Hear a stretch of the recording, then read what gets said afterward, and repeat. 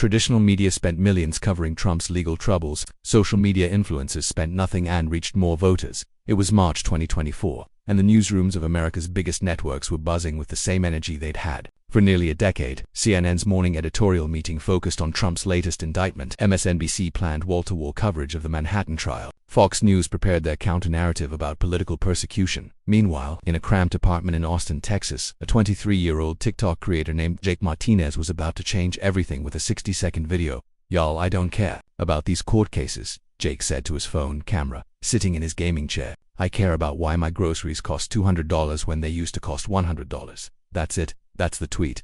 The video went viral, 20 million views in 48 hours. $0 spent on promotion. This was the new battleground of American politics. The carefully curated studios of cable news, but the raw, unfiltered world of social media. And in 2024, this battlefield would decide who became the 47th president of the United States. The media landscape of 2024 looked nothing like the one that had dominated American politics for decades. Traditional cable news was hemorrhaging viewers. CNN's primetime audience had shrunk to under 500,000 viewers, smaller than many YouTube channels. MSNBC was barely holding on to 1.2 million viewers during prime time. Even Fox News, the ratings giant, was seeing its audience age out, with a median viewer age of 68. But the real story wasn't in the decline of traditional media, 'twas in the explosion of alternative platforms. TikTok had become the primary news source for Americans under 30.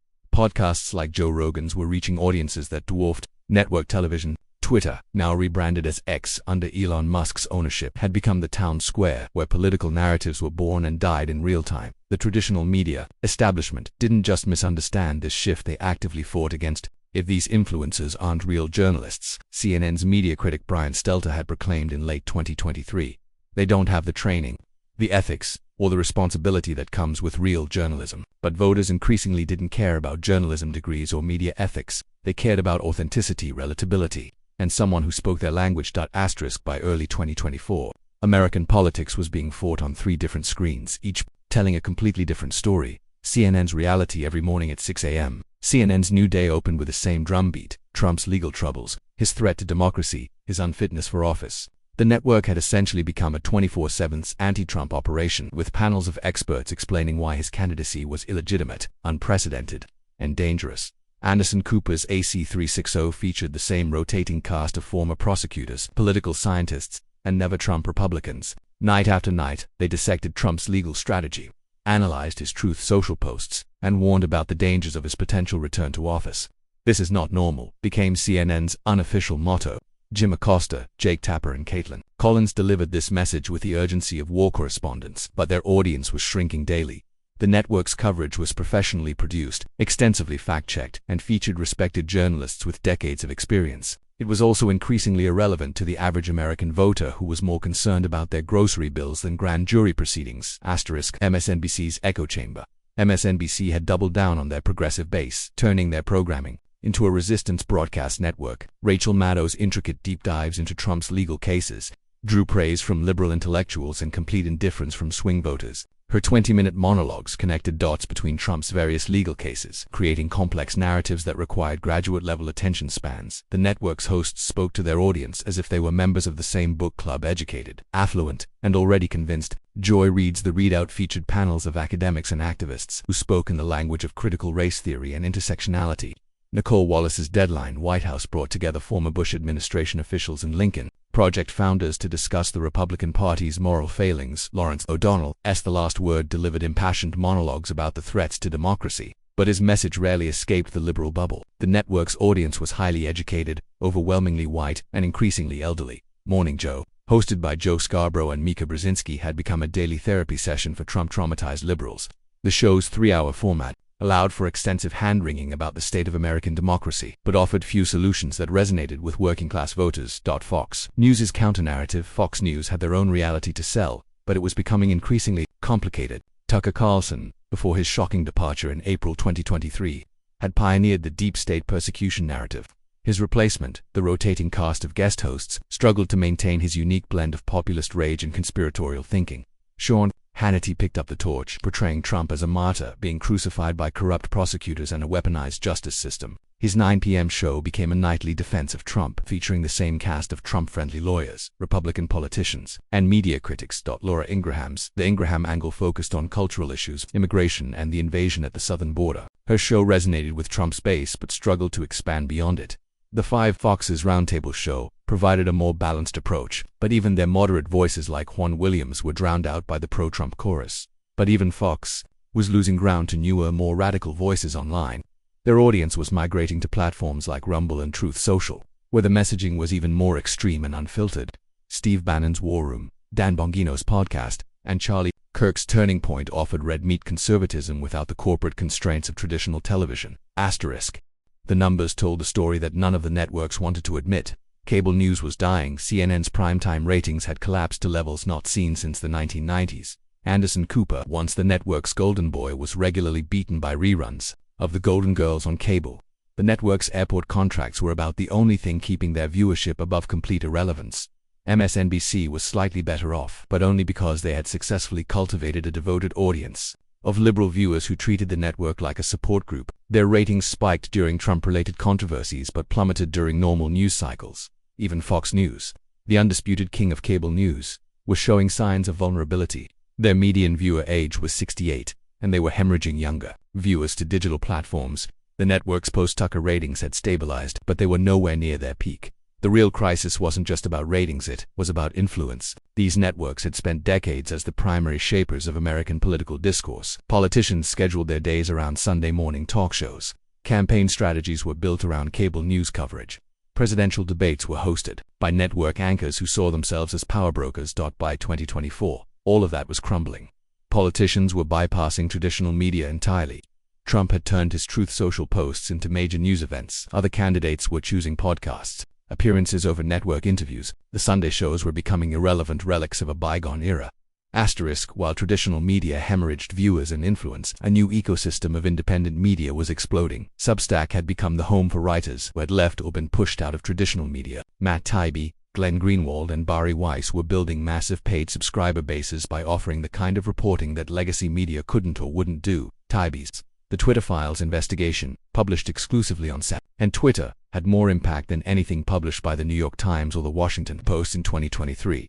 His deep dive into Twitter's content moderation practices revealed a level of government cooperation that traditional media had ignored or denied. Glenn Greenwald's system update on Rumble was reaching audiences that dwarfed cable news shows. His criticism of the national security, state, and media complicity resonated with viewers across the political spectrum. Bari Weiss's The Free Press had become essential reading for anyone tired of traditional media's ideological conformity. Her publication featured writers from across the political spectrum, united only by their commitment to free speech and intellectual honesty. These independent journalists weren't bound by corporate interests, advertiser concerns, or ideological orthodoxy. They could follow stories wherever they led, even if it meant criticizing their own side.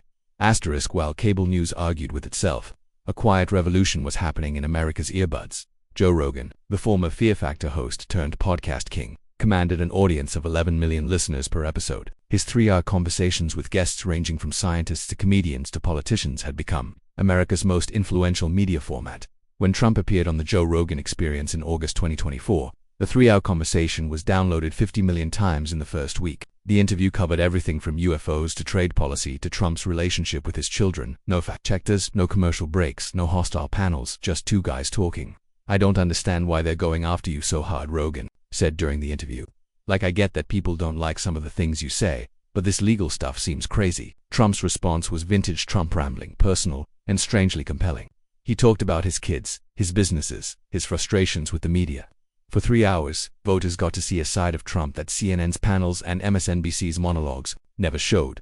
The podcast didn't just reach Rogan's traditional audience of young men. It crossed demographic lines, reaching suburban women, Hispanic voters, and even some Democrats curious about the unfiltered version of the former president. But Rogan wasn't alone. Lex Fridman's technical interviews were reaching highly educated audiences. Theo Von's comedy podcasts were connecting with working-class Americans. Jordan Peterson's psychological insights were resonating with young men searching for meaning. The podcast ecosystem was vast and diverse, covering every conceivable niche and interest. Unlike traditional media, which required massive audiences to survive, podcasts could thrive with smaller, more dedicated followings. But the real game changer wasn't on audio platforms, it was on TikTok. While network executives worried about ratings and advertisers. A new generation of political influencers was building massive followings by simply being authentic. They filmed themselves in their cars, their bedrooms, their kitchens. They spoke in the vernacular of ordinary Americans, not the polished language of television. Benny Johnson, a conservative influencer, had 2.3 million followers on TikTok. His videos regularly outperformed CNN's programming. His content was simple, short, punchy takes on current events, delivered with humor and relatability. Charlie Kirk's Turning Point USA had created a pipeline of young conservative creators who could reach college students better than any traditional Republican operative. Their Culture War series featured young conservatives debating liberal college students, generating millions of views and thousands of comments. On the liberal side, creators like Harry Sisson and Brooklyn Dad Defiant were pushing pro-Biden content, but their message was increasingly falling flat. Young voters weren't responding to lectures about democracy and institutions. They were responding to content about jobs, housing costs, and student loans. The platform's algorithm rewarded engagement over accuracy, authenticity over authority. A TikTok creator with 100,000 followers could have more influence than a network anchor with decades of experience. Traditional media noticed this shift but completely misunderstood it. TikTok is rotting the brains of American youth was a common refrain on cable news. But the platform wasn't rotting brains, it was creating a new form of political communication that was more direct, more personal, and more effective than anything traditional media could produce. Instagram had evolved into something more sophisticated than TikTok, but more accessible than traditional media. Political influencers were using the platform's various feature stories, Reels, IGTV, to create multi-layered content strategies. Conservative influencers like Candace Owens and Dan Crenshaw were using Instagram to humanize Republican politics. They shared behind-the-scenes glimpses of their lives, family photos, and personal struggles alongside their political content. Liberal influencers like Alexandria Ocasio-Cortez had mastered Instagram's intimacy. Her stories, featuring everything from cooking disasters to policy explanations, made her feel like a friend rather than a politician. The platform's visual nature made complex political issues more accessible. Infographics explaining economic policies, memes about political hypocrisy, and personal testimonials about government programs were reaching audiences that would never watch cable news. Instagram influencers weren't just commenting on politics, they were shaping it. When a creator with 500,000 followers posted about a particular issue, it could generate thousands of calls to congressional offices within hours. YouTube had become the middle ground between traditional media and social media chaos. Content creators were building massive audiences by combining the production values of television with the authenticity of social media.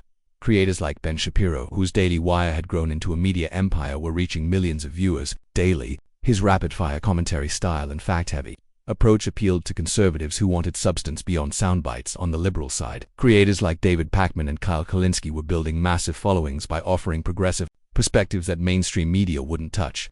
Their criticism of corporate Democrats and embrace of economic populism resonated with young progressives who felt abandoned by MSNBC. The platform's algorithm rewarded consistency and engagement, creating a new class of media personalities who were beholden to their audiences rather than corporate sponsors.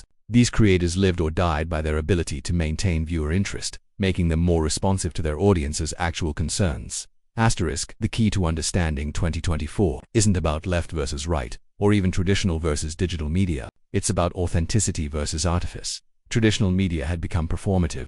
Every segment was focus grouped. Every panel was diverse for diversity's sake.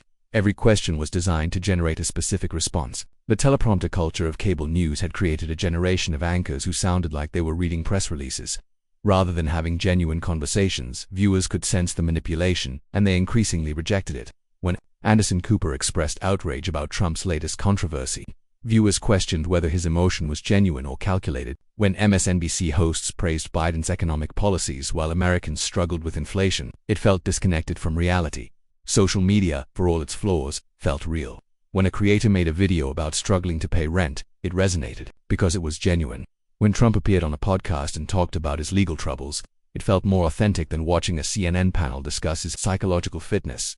This authenticity gap became a massive advantage for Trump. The more traditional media attacked him, the more authentic he seemed by comparison. Every indictment, every breathless CNN breaking news alert, every MSNBC panel discussion about his unfitness for office just reinforced the narrative that he was fighting the establishment.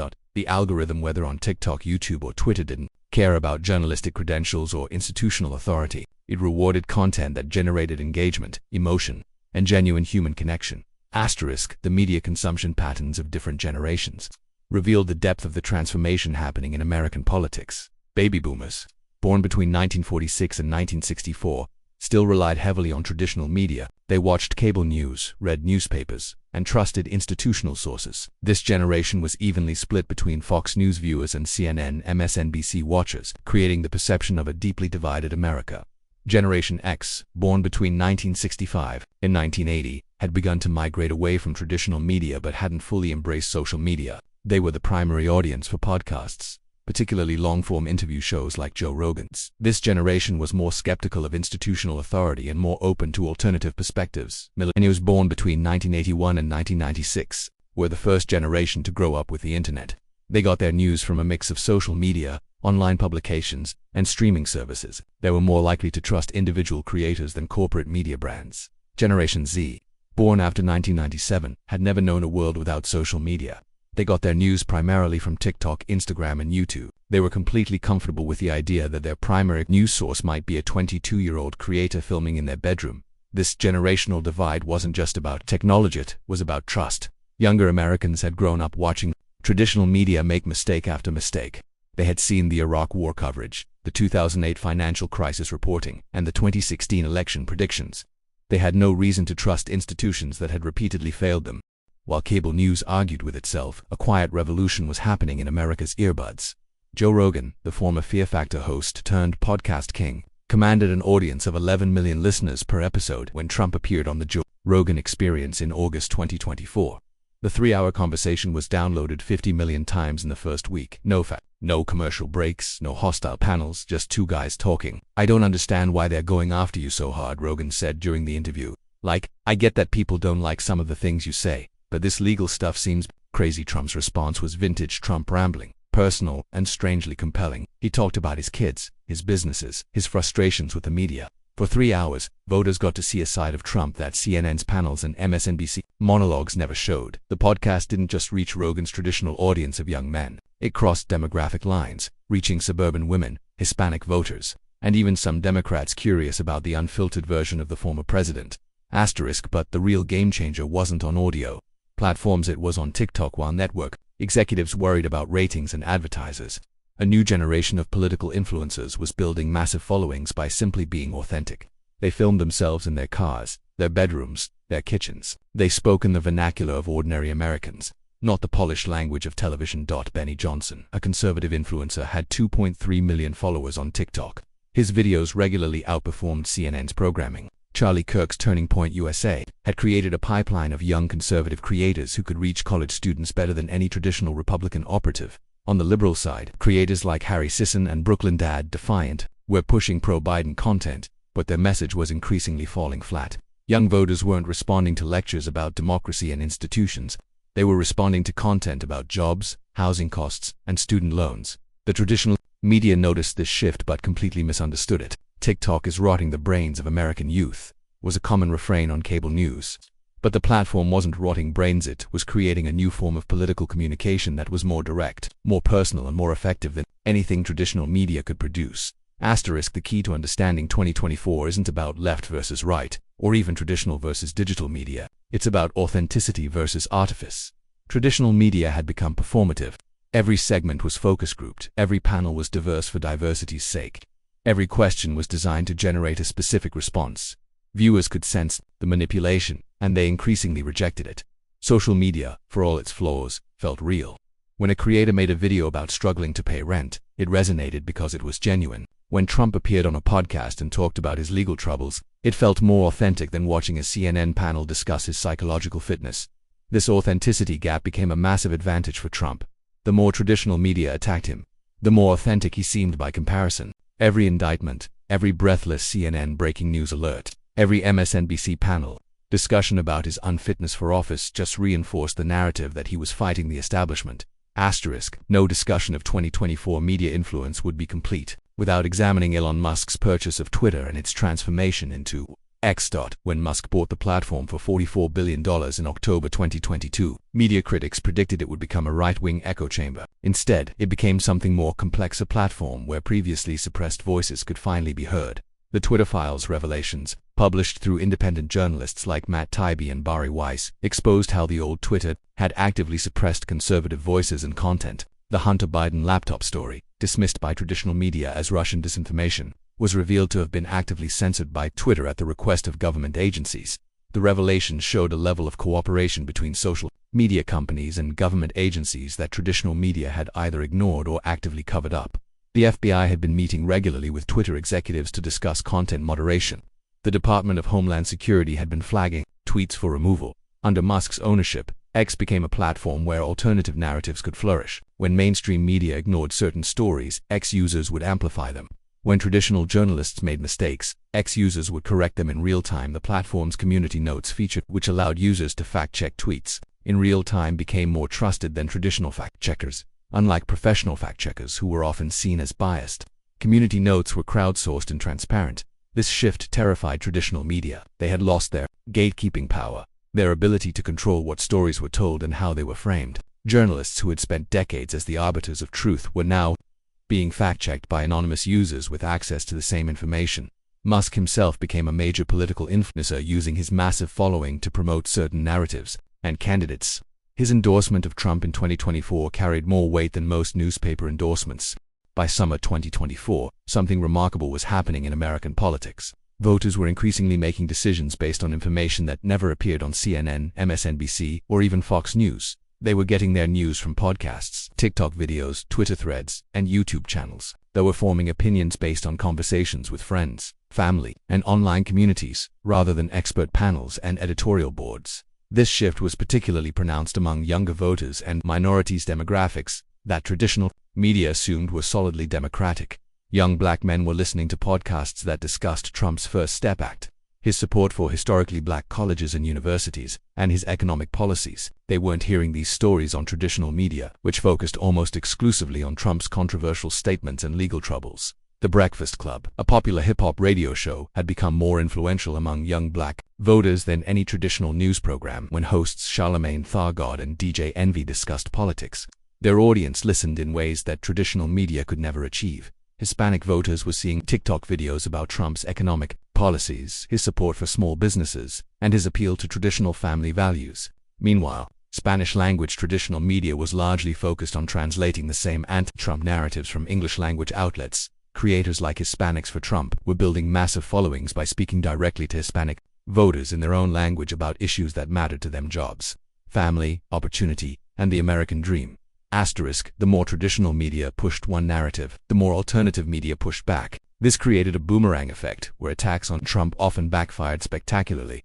When CNN spent weeks covering Trump's threat to democracy, podcasters and TikTok creators responded with videos about inflation, crime, and border security. When MSNBC discussed Trump's authoritarian tendencies, social media influencers made content about government overreach during COVID-19 lockdowns. The January 6th committee hearings, which traditional media treated as the most important political event since Watergate, barely registered on social media. Young voters were more interested in content about student loan forgiveness, housing costs, and job opportunities. Every traditional media narrative spawned a counter-narrative online, and the counter-narratives were often more compelling because they addressed voters' actual concerns rather than abstract concepts. About democratic norms, traditional media's obsession with Trump's personality and legal troubles missed the broader economic and cultural anxieties that were driving voter behavior. While CNN panels debated Trump's fitness for office, social media creators were discussing the issues that actually mattered to working-class Americans. The disconnect became a self-reinforcing cycle. The more traditional media focused on elite concerns, the more ordinary voters turned to alternative sources.